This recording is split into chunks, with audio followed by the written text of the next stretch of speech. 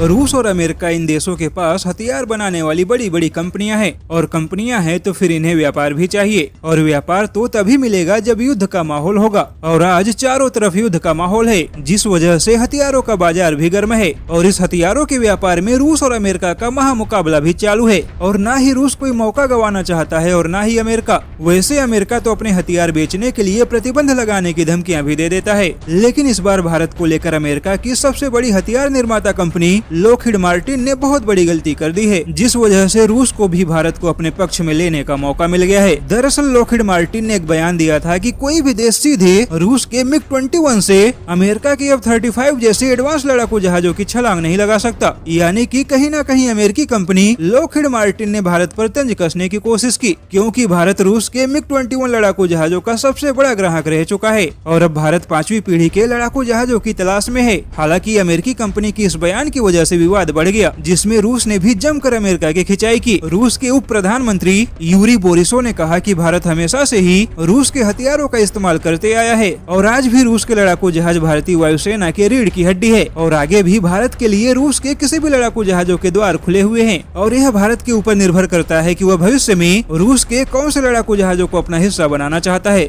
Yuri बोरिसो ने कहा कि अमेरिका हमेशा से भारत को नजरअंदाज करता आया है और अमेरिका भारत को अपने 5वीं पीढ़ी के लड़ाकू जहाज देने से पहले पुराने मॉडल के एडवांस वर्जन का ग्राहक बनाना चाहता है, जबकि रूस की नजर में भारत 5वीं पीढ़ी के हथियारों के लिए पहली पसंद है। हालांकि विवाद बढ़ने के बाद लॉकहीड मार्टिन ने सफाई दी है कि उनका बयान किसी देश के लिए नहीं था, क्योंकि कंपनी अपने सभी हथियारों को प्रमोट करती है, लेकिन किस देश को कौन से हथियार खरीदने हैं और किस देश को कौन से हथियार बेचने हैं, यह तो उस देश की सरकार तय करती है। वैसे अब लॉकहीड मार्टिन कितनी भी सफाई दे, लेकिन कहीं न कहीं अमेरिकी कंपनी संतुलित बयान देने से चूक गई है।